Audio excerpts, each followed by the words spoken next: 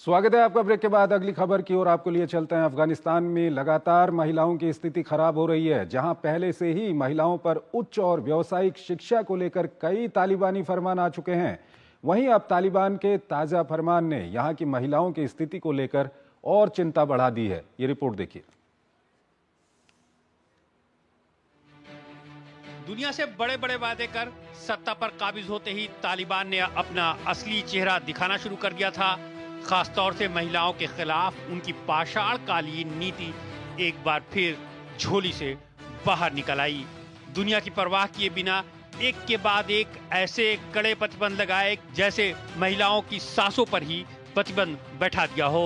नया फरमान तो इतना खतरनाक है कि महिलाओं पर किसी की नजर न पड़ जाए, इसके लिए खिड़कियों पर ही पाबंदी लगा दी गई है।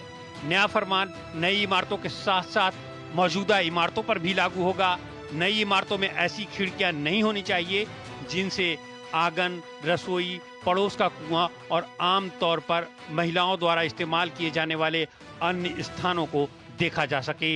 आदेश के पीछे तालिबान का अपना तर्क है। तालिबानी प्रशासन के प्रवक्ता ने सोशल मीडिया प्लेटफॉर्म एक्स पर फरमान को पोस्ट करते हुए लिखा कि रसोई, आंगन या कुएं से पानी भरते हुए महिलाओं को देखना अश्लील हरकतों को बढ़ावा दे सकता है। नगर पालिका अधिकारियों और अन्य संबंधित विभागों को निर्माण स्थलों की निगरानी करनी होगी ताकि ये सुनिश्चित हो सके कि पड़ोसियों के घरों में देखना संभव न हो। तालिबानी आदेश में इमारत के मालिक के लिए भी एक चेतावनी है कि अगर उनकी खिड़की से पड़ोसी की रसोई, दूसरी ऐसी जगह जहां से महिलाएं दिखती हों, तो उन्हें दीवार, बाड़ या स्क्रीन लगाकर उसे बंद करने का कोई तरीका निकालना होगा। दरअसल अगस्त 2021 में तालिबान अफगानिस्तान की हुकूमत में वापसी के बाद से लगातार महिलाओं के खिलाफ तुगलकी फरमान जारी कर रहा है। इससे पहले इसी महीने तालिबान ने अफगानिस्तान में महिलाओं की नर्सिंग की ट्रेनिंग पर बैन लगा दिया था। वहीं इसी साल अगस्त में अफगान महिलाओं के सार्वजनिक रूप से बोलने और चेहरा दिखाने पर रोक लगा दी गई। इसके साथ ही कहा गया कि महिलाएं बहुत जरूरी होने पर ही घर से बाहर निकलें।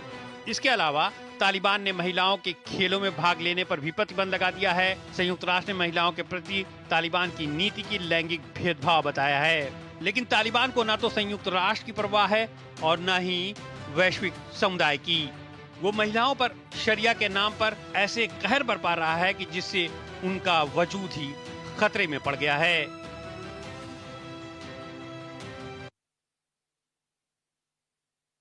हमारे साथ जुड़े हुए हैं विदेशी मामलों के जानकार हैं, उनसे हम बातचीत करेंगे इस खबर पर। आलोक जी, जब अमेरिका अफगानिस्तान से गया था और वहां पर तालिबान की हुकूमत आई थी, तो तालिबान की ओर से उस पर बहुत ये सवाल उठते थे कि आप महिलाओं के लिए आप ठीक नहीं हैं, आप महिलाओं पे काफ़ी कठोर हैं। तो उनका ये कहना था कि वो पुराना जो तालिबान का शासन था, इस बार का जो तालिबान का शासन है वो अलग है, हम ऐसा नहीं करेंगे।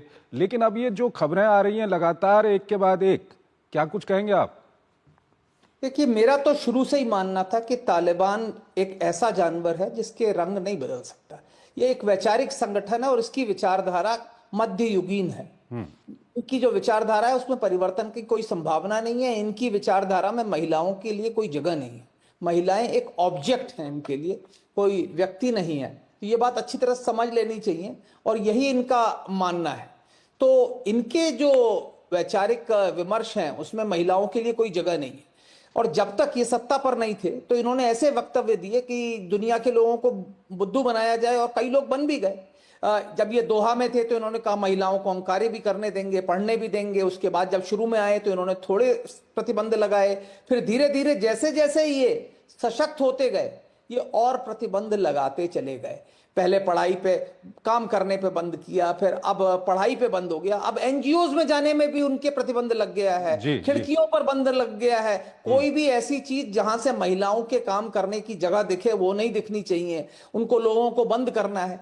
तो ये इनकी मानसिकता दिखाती है। देखिए, मैंने हमेशा कहा है कि तालिबान जो 2.0 है ये लोगों की मिथिकल एजम्पशन है। तालिबान तालिबान है ना, वो 1.0 थी ना 2.0 थी। उनकी विचारधारा में कोई परिवर्तन नहीं आता। भारत के अंदर भी कई ऐसे लोग हैं जो तालिबान 2.0 बोलते हैं, कुछ बोलते हैं, बोलते रहे, उनके साथ दोस्ती का हाथ बढ़ाना चाहते हैं। मेरा ये मानना है कि ये एक ऐसा वैचारिक संगठन है जिसका अल्टीमेट उद्देश्य जो है एक वैश्विक इस्लामिक अमीरात की स्थापना है। और इसके लिए जो इनके जो मध्ययुगीन विचार हैं उसके अनुसार ये कार्य कर रहे हैं। और ये सिर्फ इनकी जो विचारधारा है, इनका जो उद्देश्य है, वो सिर्फ अफगानिस्तान तक सीमित नहीं है, वो पूरे विश्व के लिए है। अभी तो क्षेत्रीय संगठनों, क्षेत्रीय राष्ट्रों को कष्ट होगा, आगे चलकर पूरे विश्व के लिए। तो हो सकता है कुछ लोग इस बात से खुश हों कि वो आज पाकिस्तान के साथ टकराव कर रहे हैं, पर ये एक ऐसा संगठन है जो सिर्फ पाकिस्तान के लिए, ईरान के लिए, मध्य एशिया के लिए नहीं, भारत के लिए भी और शेष विश्व के लिए भी एक बहुत बड़ा खतरा बन सकता है।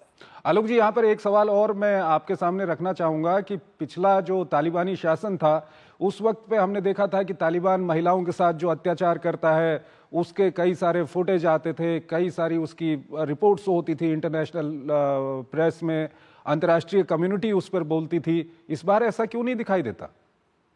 क्या है कि इस बार जो तालिबान का शासन आया है उसके लिए काफी हद तक अमेरिका और वहां का प्रशासन जिम्मेदार है, और चूंकि वो अपने इस बात का दोष अपने ऊपर लेना नहीं चाहते, इसलिए कोई बोलता नहीं। हकीकत ये है कि जो तालिबान आज कर रहा है वो एक मध्ययुगीन परिस्थितियां उन्होंने अफगानिस्तान के अंदर स्थापित कर दी हैं, और महिलाओं को जानवरों की तरह ट्रीट किया जा रहा है। तो ऐसे हालात में जो वहां की जो माइनॉरिटीज, जो अल्पसंख्यक हैं, उनके साथ भी बहुत अत्याचार हो रहे हैं। आलोक जी, यहाँ पर एक सवाल और आता है, संक्षेप में जवाब दीजिएगा। जो देश इनके साथ खड़े हैं, चाहे हम कतर की बात करें या दूसरे खाड़ी देशों की बात करें, उनके यहाँ तो अपने यहाँ महिलाओं को लेकर के काफी आजादी है, लेकिन वो तालिबान को क्यों नहीं समझाते? आज की तारीख में कोई भी राष्ट्र इस तालिबानी हुकूमत को रिकॉग्नाइज नहीं करता। कतार के अंदर इनका ऑफिस था, जब नेगोशिएशंस हो रहे थे तो उस टाइम था। कतार के लोग, यूएई के लोग, तुर्की के लोग, वो सब अपने हितों की ओर ध्यान दे रहे हैं। कोई ये नहीं जाग रहा कि वहां के लोगों को वो किस तरीके से ट्रीट कर रहे हैं, किस तरीके से वो अपने अल्प धार्मिक और जो नस्लीय अल्पसंख्यक हैं उनके साथ किस तरीके का व्यवहार कर रहे हैं, महिलाओं को किस तरीके से बंद करके रखे हुए हैं। तो उनको सबको अपना आर्थिक फायदा दिख रहा है, और मुझे लगता है कि आने वाले समय में सब लोग इस बात को समझेंगे कि ये जो तालिबान प्रशासन है ये ना तो अफगानिस्तान के हित में है, ना भारत के हित में है, ना शेष विश्व के हित। बहुत बहुत शुक्रिया आपका आलोक जी, हमारे इस कार्यक्रम में हमारे साथ जुड़ने के लिए और दोनों बड़ी खबरों पर हमारे दर्शकों के सामने अपना